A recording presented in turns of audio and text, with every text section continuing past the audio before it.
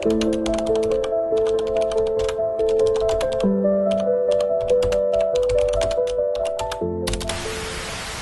Yang Maha Esa merupakan dasar moral dan spiritual bagi bangsa Indonesia. Nilai ini menekankan kebebasan beragama, terus penghormatan terhadap perbedaan keyakinan, dan penguatan toleransi antar umat beragama. Di era globalisasi dan radikalisme berbasis agama menjadi tantangan nyata. Oleh karena itu, perlu kegiatan edukatif dan interaktif yang mampu menumbuhkan toleransi, membangun kerukunan, dan menjaga persatuan bagi bangsa Indonesia dengan nilai-nilai Pancasila, yaitu ketuhanan yang Maha Esa.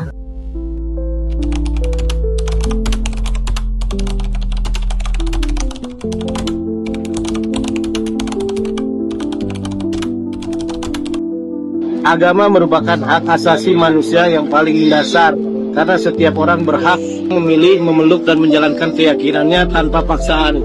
Kebebasan beragama harus dihormati oleh semua pihak, sebab perbedaan keyakinan adalah bagian dari keberagaman hidup. Dengan menghargai hak beragama, kita tidak hanya menjunjung tinggi martabat manusia, tetapi menjunjung tinggi kerukunan dan perdamaian dalam masyarakat.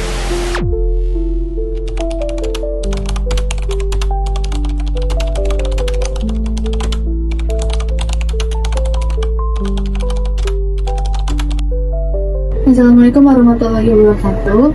Sedikit pertanyaan dari saya ya Pak.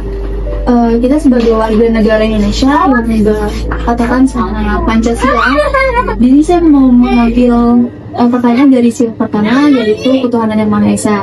Dan pertanyaan saya adalah mengapa toleransi antar umat beragama menjadi bagian penting dari akhlak mulia antar masyarakat? Kasih pertanyaan dari salah satu mahasiswi ini cukup baik ya. Toleransi itu sangat penting, apalagi kita dalam berkehidupan berbangsa dan bernegara yang memang sangat majemuk, dan itu bagian daripada sunatullah. Kita tidak hidup dan tidak diciptakan dari satu jenis saja, dari berbagai macam. Oleh karena itu, pendidikan itu membentuk intelektual, kemudian juga membentuk akhlak, sehingga sangat memahami bagaimana pentingnya toleransi itu, saling menghargai itu. Dan kita sebagai umat Islam juga telah dicontohkan oleh baginda Nabi besar Muhammad Rasulullah SAW, bagaimana beliau berlaku adil terhadap umat-umat yang lain. Kita ingat sejarah beliau ketika beliau dalam satu pasar menemukan seorang pengemis yang tua renta Nasrani.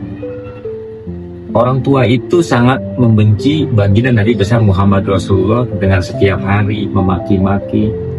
Dia bilang Muhammad itu orang gila, kemudian juga tukang sihir, jangan sampai berpengaruh kepadanya.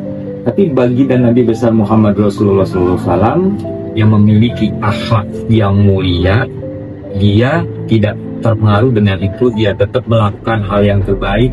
Dia suapin pengemis tua itu dengan tangan kanannya, kemudian sebelum dikasih ke mulutnya juga makanan itu diperhalus agar pengemis tua itu bisa makan dengan baik. Nah, di zaman globalisasi ini, di zaman era modernisasi ini tentunya orang intelektual yang terlahir dari kampus-kampus pendidikan yang tinggi, kemudian juga dengan basic agama, memahami masalah ini, maka kecerdasan secara intelektual dan kecerdasan beragama atau yang disebut dengan ulul albab ini harus lebih menjunjung tinggi di dalam bertoleransi, baik dalam agama, ya dalam suku, bangsa, dan negara, demi peradaban kemajuan. Saya garis bawahi, makarimal akhlak adalah dalam rangka meningkatkan peradaban kemajuan di dalam kehidupan berbangsa dan bernegara. Terima kasih.